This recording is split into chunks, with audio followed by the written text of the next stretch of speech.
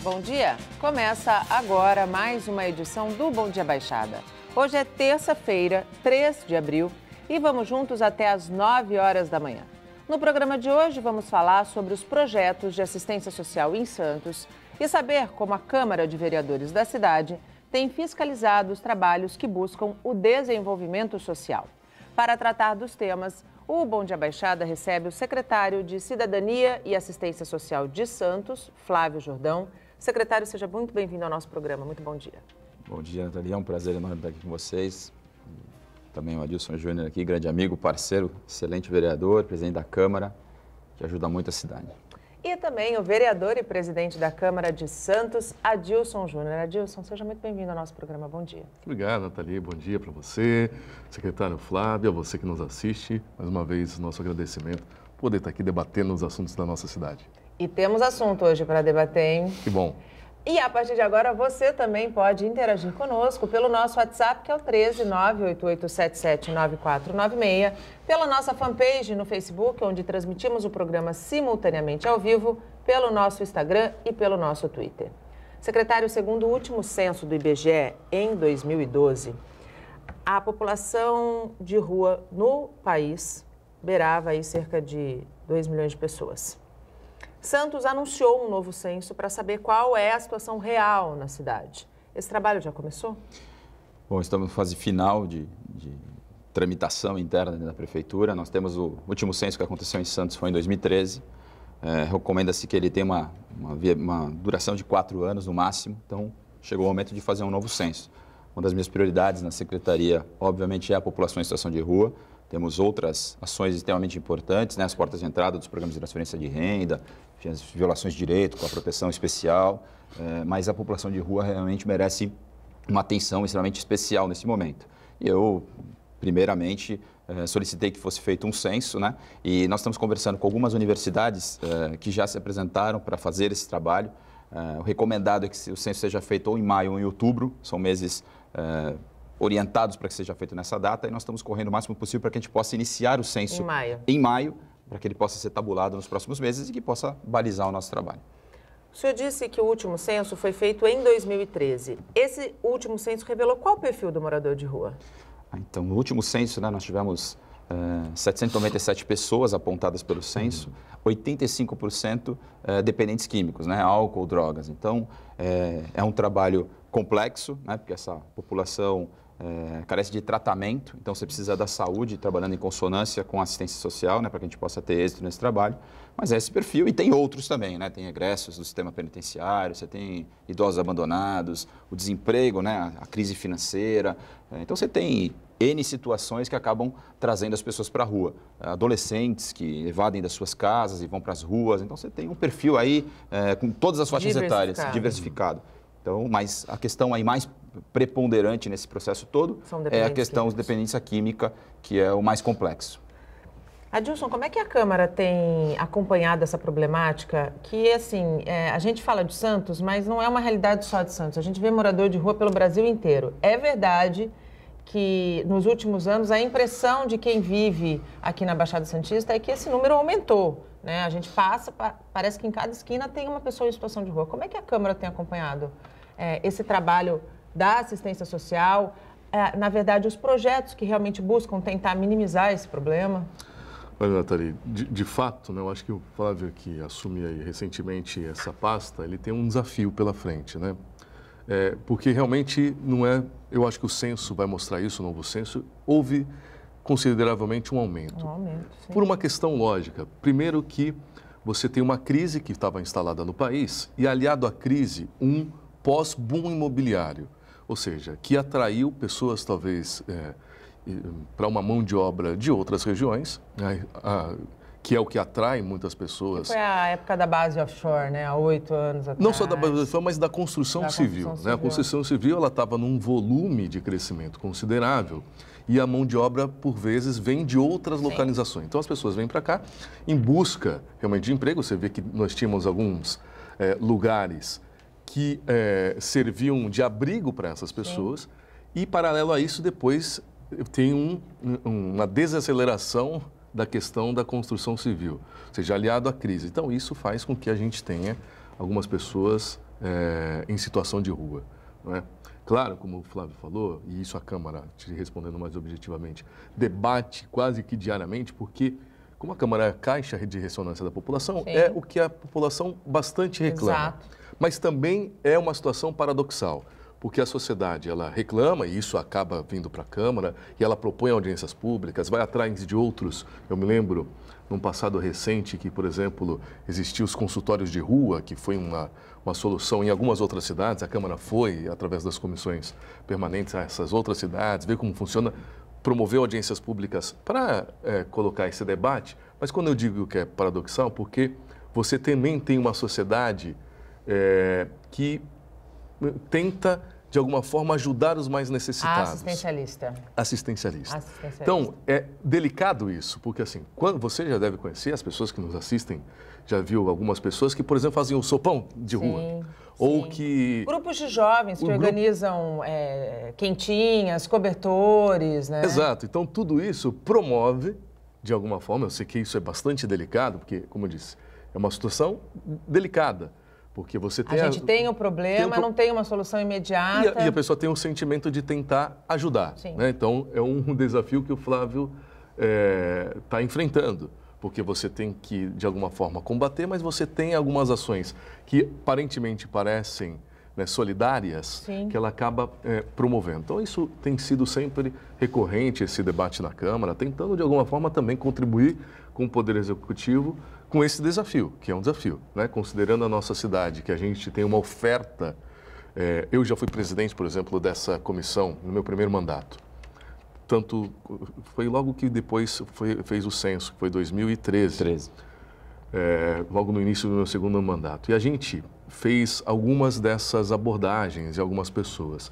Sabe, Nathalie, alguns dos moradores de rua, porque nós temos abrigos aqui muito bem instalados. Ali e se a gente for comparar com as cidades da região, Santos está numa situação bastante privilegiada. Tem mais do que todas as outras cidades juntas. Mas para concluir, eu fui à rua e por vezes perguntava para algum desses moradores, olha, nós temos aqui o programa que você entra e você tem um salário mínimo, trabalha meio período e nós temos um abrigo para te... Eles não queriam, porque você tem a oferta ali, às vezes, do chuveirinho da praia para tomar um banho. Tem a esmola. Tem a esmola e quando você oferece um salário mínimo, um salário mínimo, tem pessoas em situação de rua que ganham muito mais que isso. Sim.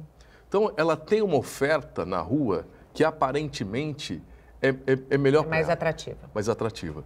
Claro que aliado a isso, tem vários, o Flávio pode falar com mais propriedade, mas tem o grande problema que sai do escopo da assistência social, entra diretamente na questão da saúde, e o país ainda não conseguiu enfrentar isso de uma forma, ou seja, que, por exemplo, uma internação compulsória, que é o problema da drogadição, em especial o problema de crack, que está intimamente inserido em muito dessa população em situação de rua. Tem muitas situações. Tem o problema da dificuldade de ressociabilizar, tem o problema que a pessoa foi para a rua, mas por conta que perdeu o emprego e ficou sem a família de fato, ou seja, tem várias situações. Mas tem um problema que eu considero bastante sério, que é o problema da drogadição inserida nesse contexto. Aí é bem complicado. A gente vai falar um pouquinho mais para frente sobre a questão da problemática da dependência química, mas eu queria pegar o gancho que o Adilson colocou sobre essa questão realmente da existência de grupos de jovens, grupos religiosos e até mesmo pessoas que se sensibilizam com a situação de um morador de rua, de uma pessoa em situação de rua e acabam ajudando financeiramente. Secretário, como conscientizar de que, apesar da boa intenção, esse não é o melhor caminho?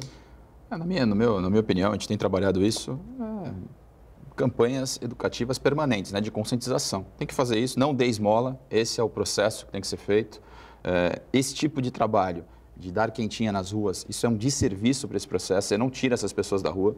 Santos, como foi colocado aqui, é uma cidade que tem uma economia aquecida, então é a cidade polo da região, então atrai muita gente. E a gente tem trabalhado, tenho conversado muito com as entidades, tenho conversado para que eles utilizem os equipamentos públicos da cidade. Então a gente até está com uma parceria, estamos iniciando uma tratativa junto até o Bom Prato mesmo, abrir o Bom Prato à noite, para que essas pessoas possam utilizar, por exemplo, no mercado, utilizar para jantar, né? Quer dizer, você teria o café da manhã, o almoço e a janta, e aí a janta gratuita. Então, já estamos em tratativas com São Paulo, com a entidade que administra aqui o Bom Prato, e acho que as pessoas se conscientizarem disso. A maioria das entidades tem achado interessante, porque nenhum morador de rua passa fome hoje. Nenhuma pessoa em situação de rua passa fome.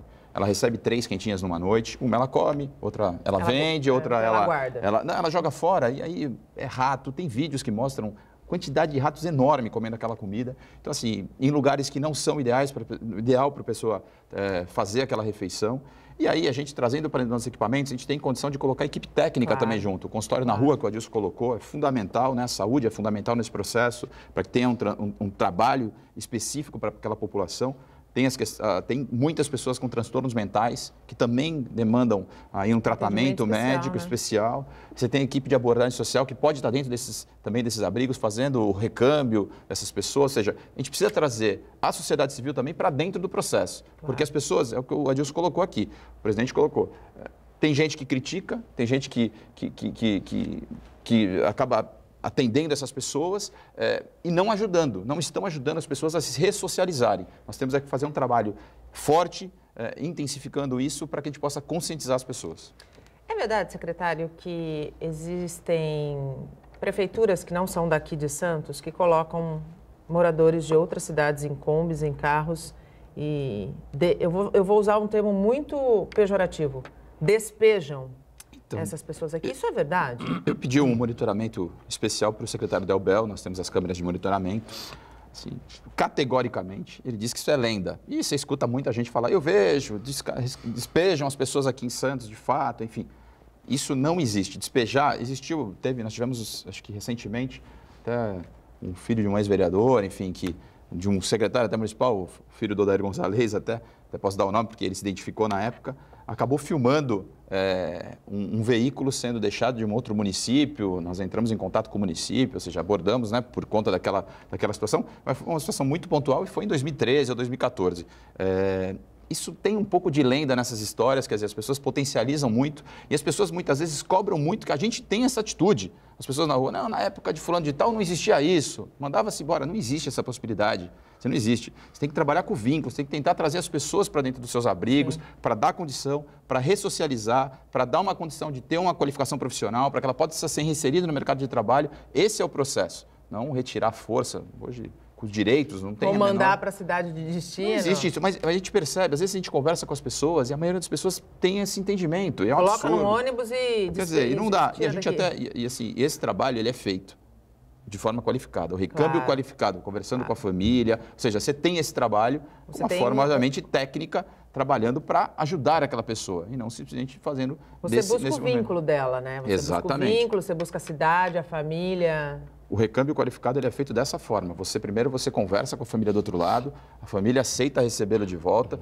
você coloca ele na rodoviária, coloca dentro de um ônibus e ele vai ser recebido do outro lado pela família dele. Ele é acolhido, senão não adianta nada. Não. Você faz, é um bate e volta. Exatamente. Então, a gente tem feito esse trabalho, nós tivemos aí ano passado 630 recâmbios qualificados, 340 para a cidade de São Paulo, 290 para outros lugares, né? Interior, outros estados também. Por esses números, a gente já imagina que o censo vai trazer uma população maior, né, secretário? Exatamente. É que ela é flutuante, né? Essa população, os que moram, por isso que eles recomendam que seja feito em maio ou outubro, porque aí é a população que de fato está aqui. Né? Porque a gente tem, por exemplo, você pega no verão, que aí a economia está mais aquecida, mais gente na cidade, mais gente dando... Quer dizer, você tem os ambulantes da praia, né? Que eles acabam também utilizando um pouco dessa mão de obra. Isso é uma outra conscientização que tem que ter. Não utilize essa população para essa mão de obra.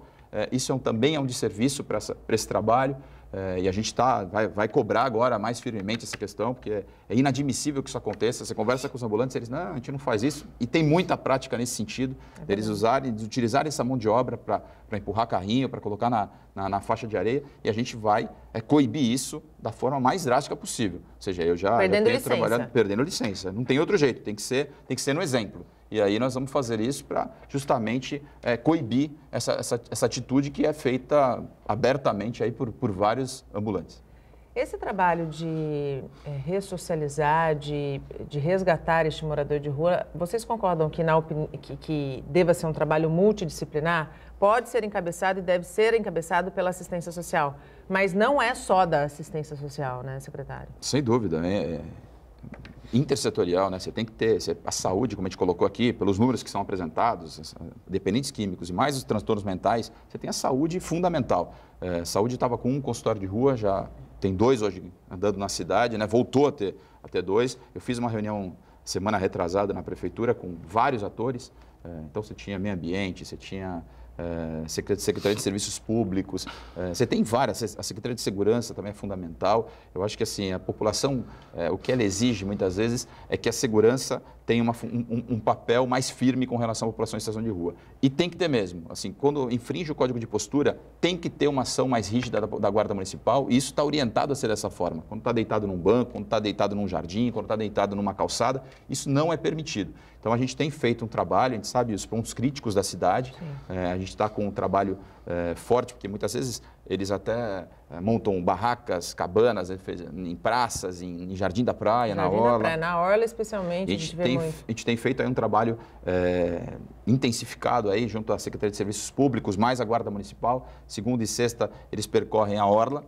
E terça, quarta e quinta, eles percorrem o centro, justamente para fazer essa limpeza também, para tirar, e a gente entra depois com a equipe de abordagem social, justamente para poder encaminhá-los. Esse é o segredo do trabalho, não é só retirar, deixar sem condição, mas trabalhar junto, e aí a questão da abordagem social é o vínculo, é o contato mais próximo dessa população para convencê-los de ir para o abrigo. Não é uma situação tão simples, às vezes você fala com a pessoa e fala, hoje eu não vou, amanhã eu vou, e no dia seguinte ele vai. Ele fica mais um dia ali, depois ele vai e ele aceita um recâmbio, consegue um documento, ou seja, então tem um trabalho, né, tem um fluxo de trabalho interessante e importante que acontece dentro desse setor da prefeitura. E o trabalho, como você colocou, é intersetorial. É fundamental que as outras secretarias, de fato, abracem esse trabalho e essa relação intersetorial que eu estou coordenando, eu estou, obviamente, administrando isso. Pelos números, não é nem a ação mais importante, talvez, a da assistência, porque nós temos, como eu coloquei, a saúde, Exato. Mas tem que ser capitaneado por alguém e eu tenho feito esse trabalho. Sem um número exato, fica difícil implantar políticas públicas que possam trazer algum retorno que seja visível para a sociedade, né? Sem dúvida. Eu considero, né, que é de suma importância que, de fato, seja uma ação de governo. Não dá para ser uma ação de uma secretaria. Ela precisa ter sinergia entre as secretarias, porque senão você demanda mais tempo para fazer acontecer, né? Também considero, assim, isso não é uma crítica personificada, mas que a gente viveu aí um certo limbo nesse momento da questão da assistência social. Ela é difícil, como a gente falou, ela é uma situação bastante delicada, mas ela faltou um pouco dessa energia que, por exemplo, o Flávio está falando, de capitanear, de implementar, de tentar resolver. De dar o primeiro passo, De dar o primeiro passo. Não adianta você falar, olha, nós somos uma cidade, as pessoas dão a comida na rua, olha, aqui tem o verão. Isso é verdade. E todo mundo sabe. Que precisa dessas ações propositivas. Penso que, infelizmente, a nossa cidade ficou um tempo sem essas ações propositivas. A gente ficou muito na retaguarda das situações e longe da ação, né? Então, penso que a gente está entrando num caminho que possa levar, claro que isso tudo só vai surtir efeito se a sociedade também comprar essa ideia e não só comprar a ideia, mas contribuir, né? Sozinho não vai fazer, então isso é aliado a realmente uma tríade, né? Ou seja, é o poder público, a população, a sociedade civil organizada, os empresários, por exemplo, né? Para efetivamente acontecer. Mas insisto, enquanto o país também não tiver uma política pública... Séria, né? Séria, porque... Para quem já viu situações, por exemplo, de drogadição no ponto do nível do crack, é impossível dizer que aquela pessoa tem uma vontade própria. Ela não consegue, por ela sozinha, decidir o que é bom ou ruim para ela. Ou se ela quer ser tratada ou não. Então, enquanto a gente não tratar dessa tal... internação compulsória. Internação compulsória e ser algo facultativo, não vai ter efeito. Então, isso precisa ser encarado de frente. Não dá só para ficar, não, olha, se der a gente trata, se não der a gente não trata. Não é? Tanto que nós temos um convênio do município, nem sei se é pela Secretaria de Assistência Social, com uma entidade que trata das pessoas de dependência química. Tem vaga. Sobrando. Sobrando, certo? Há um convênio, tem vaga sobrando. Por quê? Porque as pessoas usam do amparo de que você não pode obrigar um dependente químico a se tratar. Eu concordo com você, Adilson. Pessoas dependentes químicas e o crack, todo mundo sabe, basta estudar um pouquinho, ler um pouquinho, bastou uma vez que você tem contato com a droga, você já está viciado e ali é ladeira abaixo e a pessoa realmente perde toda a consciência e dignidade. Não tem a menor sombra de dúvidas. Não, só para dizer, acho que isso aí também tem que deixar claro que isso aqui é um fenômeno mundial. Não é uma questão de Santos. Não. Isso aqui acontece nas melhores cidades, nas maiores cidades mais desenvolvidas. São Paulo tem um número muito grande. São Paulo tem 15 mil pessoas nas ruas. Eles têm um trabalho muito forte também de acolhimentos, de casa-abrigo, enfim, mas tem um número muito grandioso. E tem, assim, você tem cidades desenvolvidas do mundo inteiro, Amsterdã, você tem cidades importantes do mundo que também tem esse processo. E desenvolvidas, né? Exatamente, mas eu acho que tem que estar na agenda do governo federal, do governo estadual, ou seja, essa política para ajudar essas pessoas. Tem pessoas, esses dependentes químicos que estão numa condição subhumana, ele tem que ter tratamento, tem que ter um tratamento digno.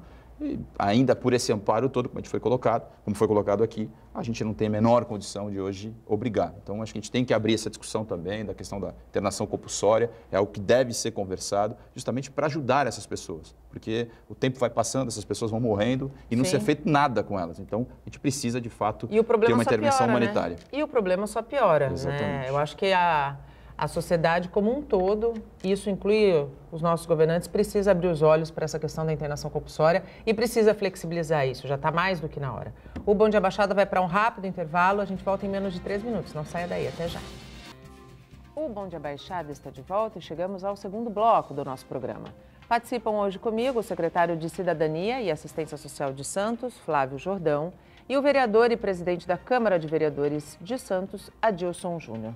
Você também pode participar pelo nosso WhatsApp, que é o 13988779496, pela nossa fanpage no Facebook, onde transmitimos o programa simultaneamente ao vivo, pelo nosso Instagram e pelo nosso Twitter. Secretário, e Adilson, como levar a questão da internação compulsória para a vitrine dos debates? Por exemplo, em Santos, a Câmara é o celeiro da onde chegam as reclamações da população, né? Tem uma parte da população que não aprova, mas tem uma que aprova e que gostaria que essas pessoas tivessem, mesmo que obrigadas, um tratamento para poder se recolocar, reviver, renascer, porque a droga é um problema realmente muito sério. Como a Câmara pode ajudar nesse processo? Acho que nesse processo de debate, de fomento, de conscientização da população e também de pressão. Acho que a gente está vivendo os dias que são propícios para isso, são as eleições.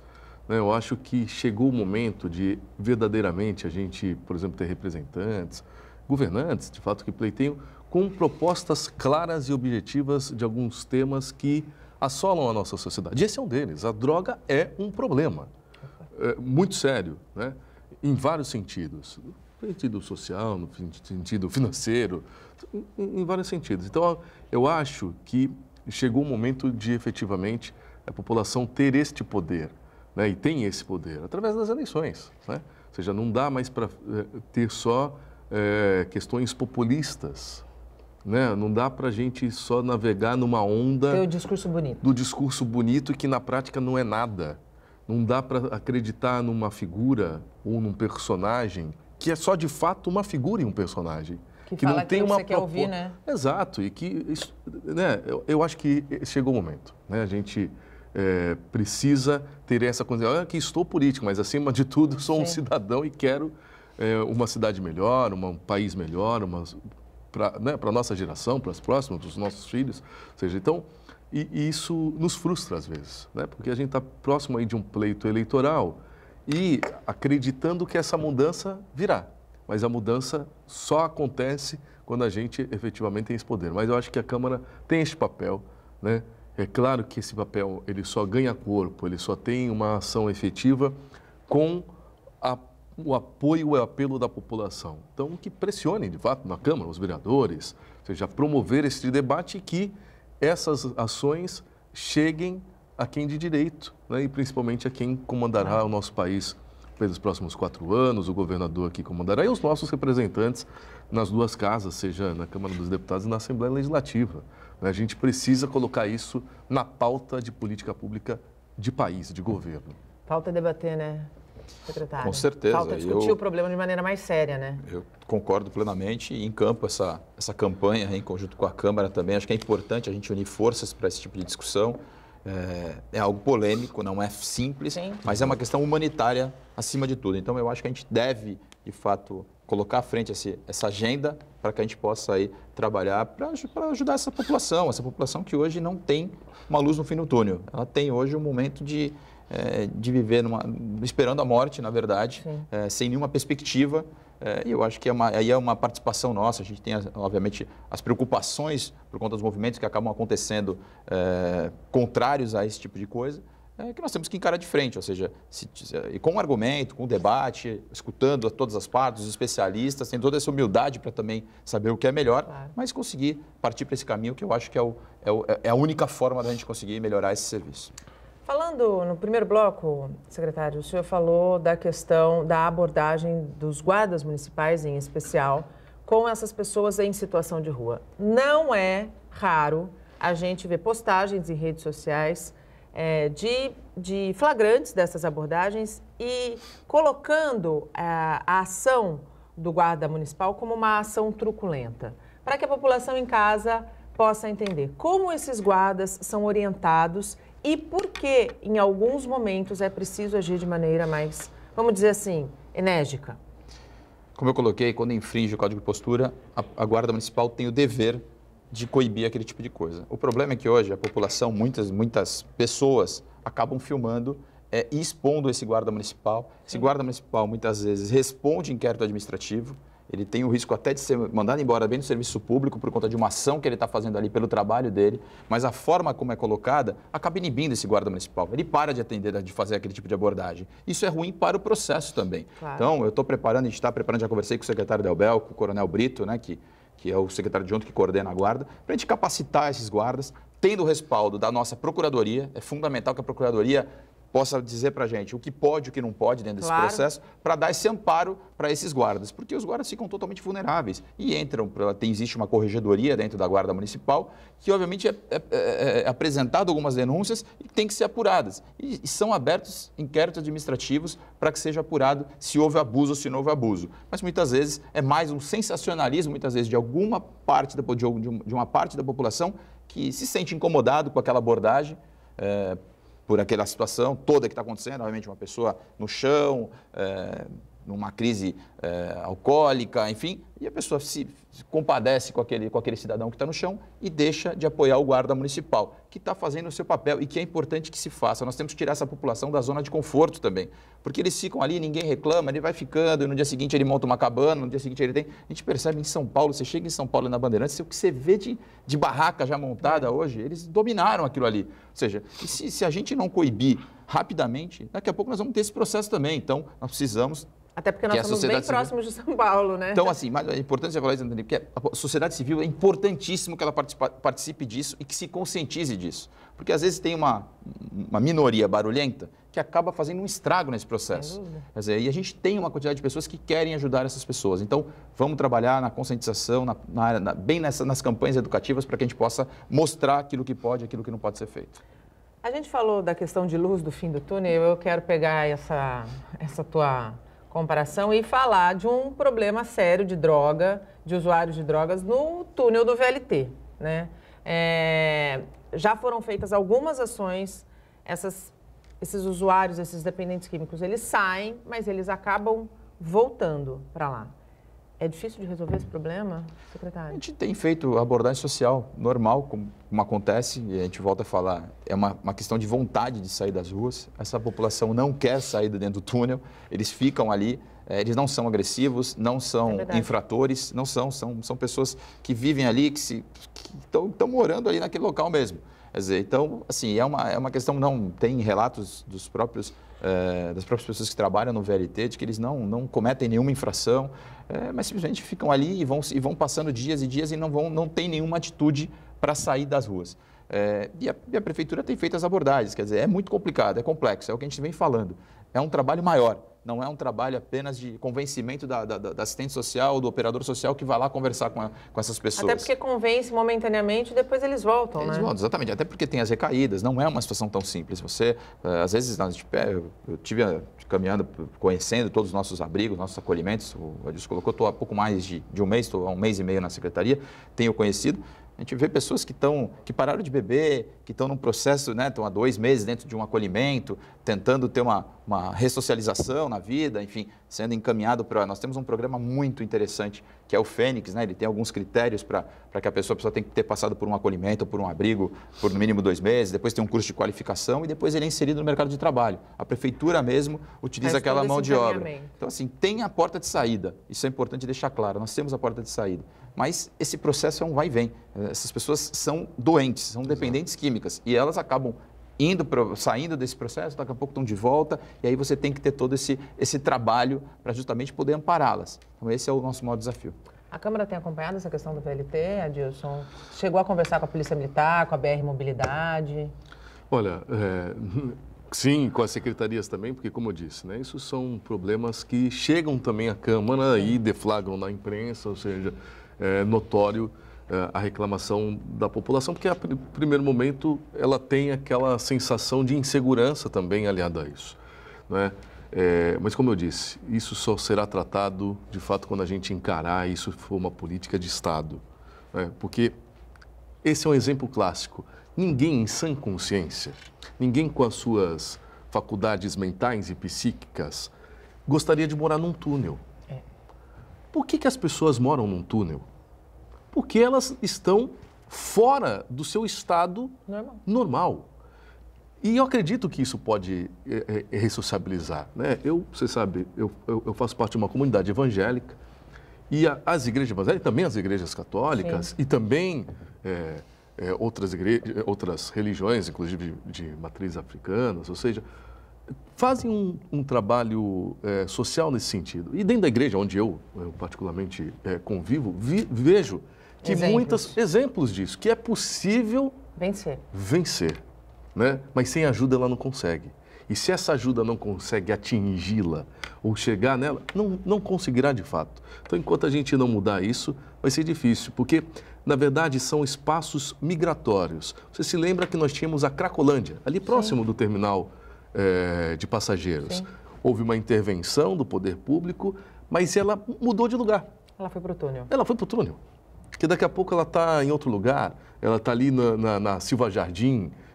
Então, estava perto do Clube dos Ingleses também, tinha um núcleo lá também. Exato. Então, assim, são espaços migratórios em especial e ouso dizer que, se não 100% dessas pessoas, com problemas sérios de drogadição, com problemas sérios de consumo de crack. Então, não tem jeito, porque ninguém gostaria de viver, ou gosta de viver. Ninguém está lá porque gosta, porque tem prazer de viver no túnel, de viver numa situação subhumana. Perdeu a referência, porque perdeu a referência, porque perdeu o sentido da vida. Exatamente. Né? Não tem mais o amor por si próprio, não tem mais Deus na vida das pessoas, não tem mais uma relação... Eu acho que ela nem existe ali, né? Eu acho que ela acaba virando, na verdade, é um corpo sem alma ali, né? Eu acho que é bem por aí. Eu acho que concordo com você, ninguém vive numa condição como a condição que a gente vê no túnel do VLT porque quer. O Bom Dia Baixada vai para mais um rápido intervalo. No próximo bloco a gente segue falando sobre este problema que é sério e que precisa de um envolvimento também sério de todos nós. Não saia daí.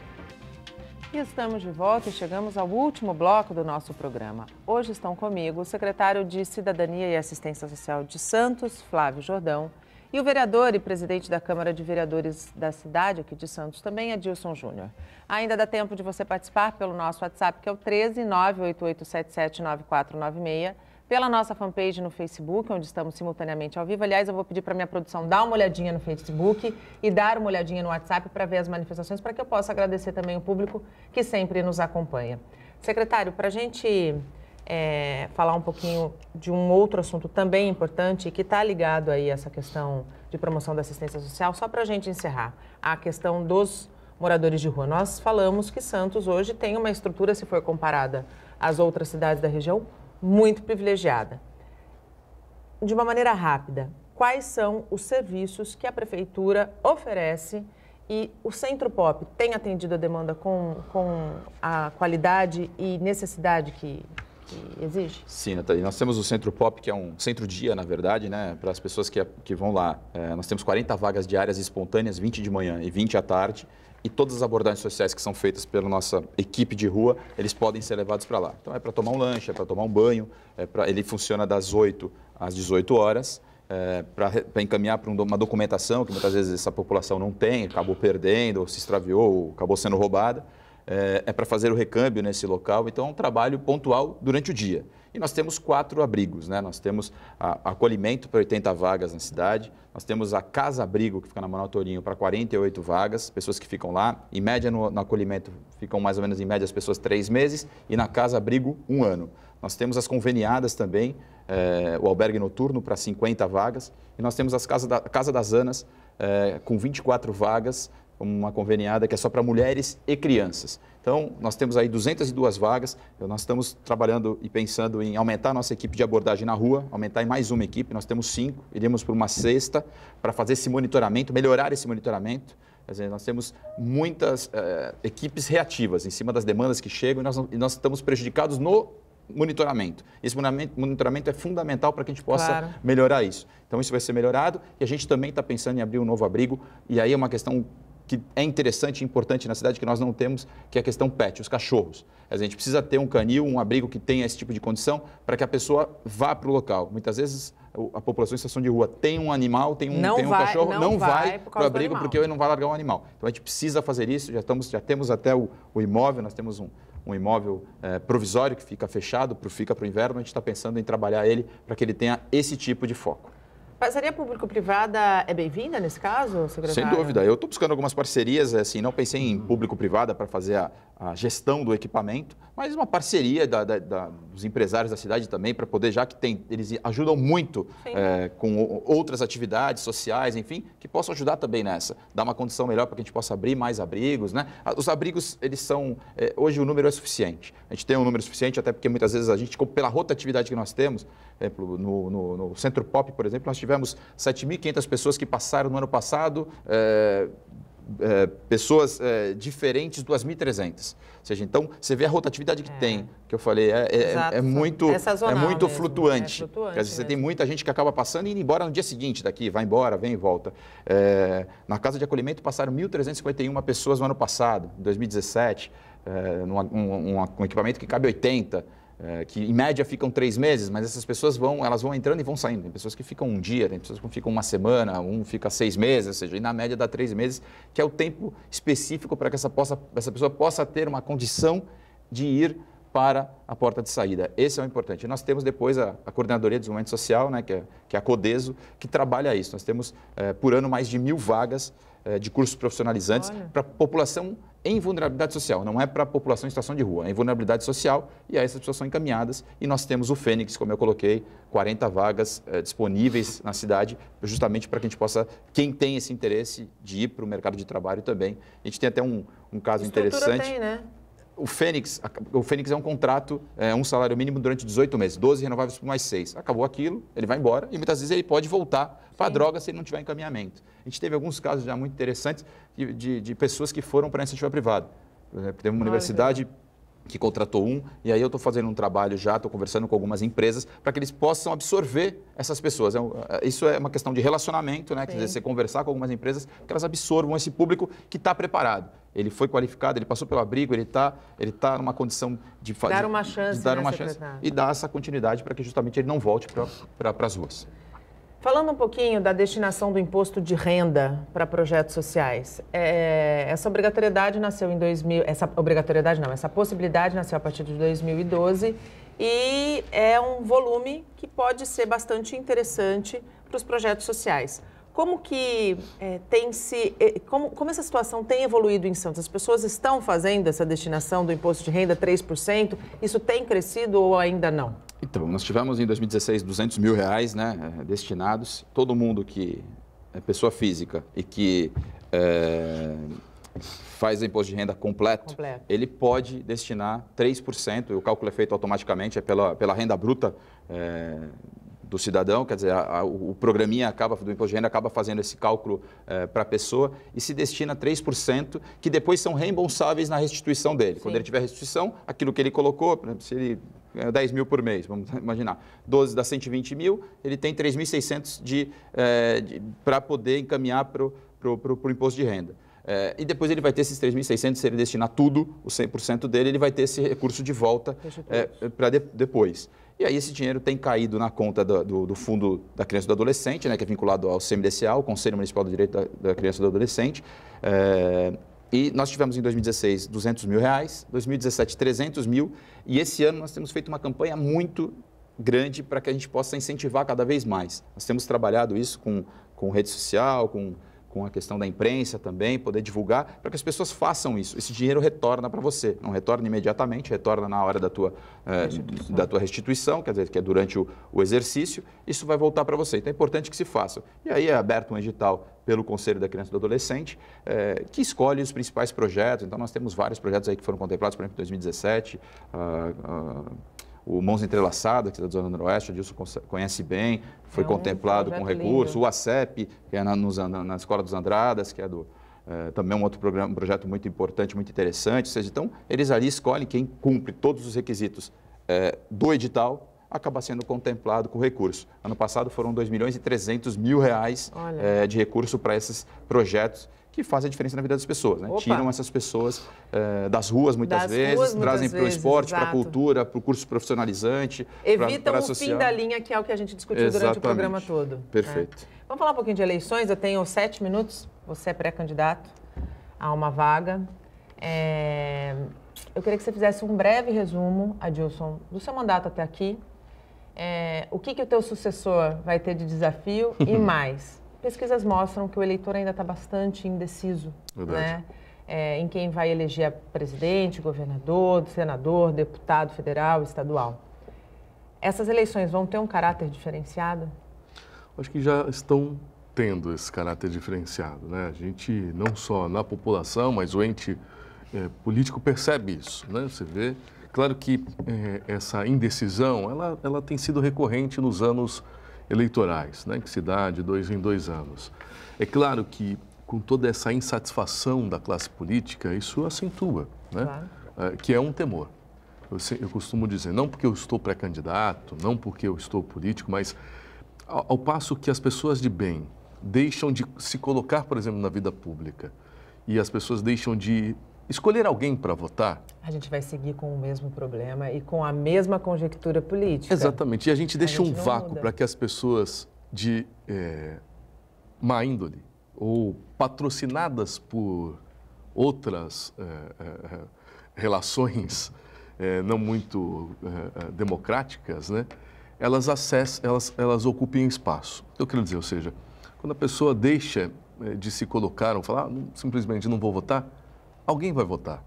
E vai votar em alguém que se colocou numa posição privilegiada. Você está sendo omisso, né? Ou diferenciada. Então, por essa razão também, acho que vem me colocando nessa predisposição de me colocar à disposição do meu partido, da sociedade, da minha cidade, ou seja, até por tudo que a gente falou aqui.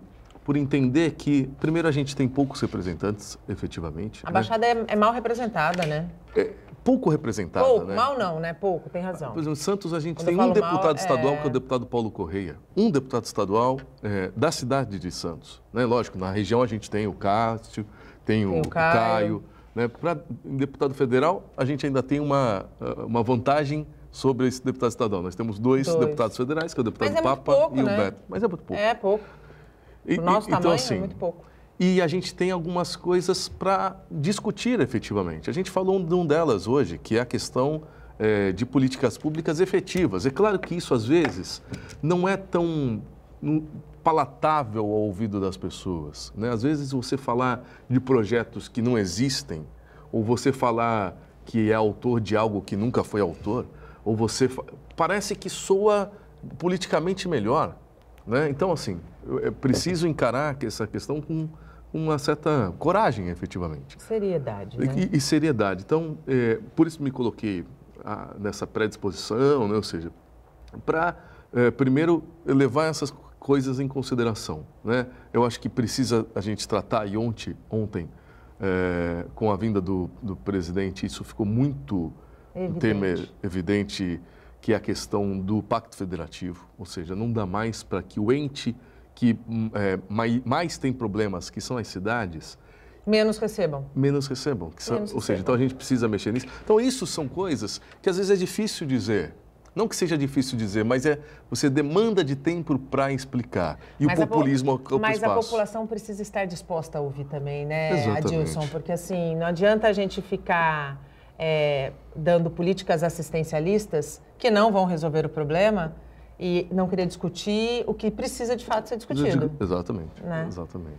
Bom, infelizmente o nosso tempo acabou. Eu acredito que até o período eleitoral você esteja aqui mais vezes, até para fazer um balanço mesmo, porque eu acho que você tem que fazer um balanço para quem te elegeu, né? E para que possa conhecer o teu trabalho e a tua disposição de estar na Assembleia defendendo os nossos anseios, as nossas necessidades.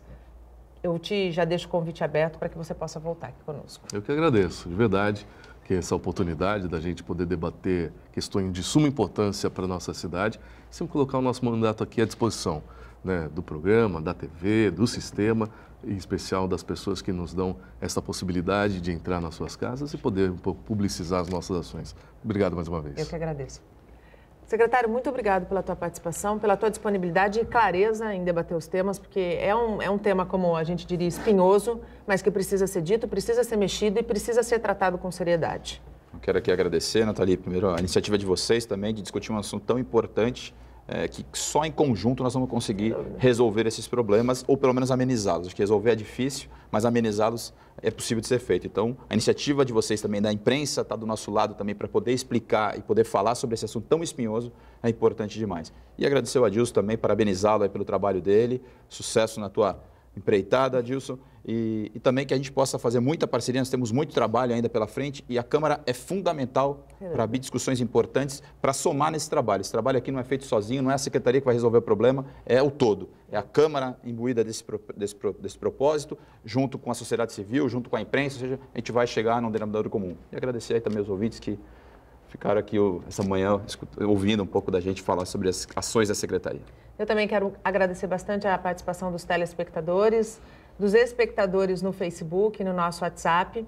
A gente volta amanhã, o Bom Dia Baixada fica por aqui. Você pode ficar bem informado sobre tudo o que acontece na região e no mundo acessando o Santa Portal. Não esqueça de curtir a nossa fanpage no Facebook, nossa página no Instagram e no Twitter. Eu volto amanhã, às 8 horas da manhã.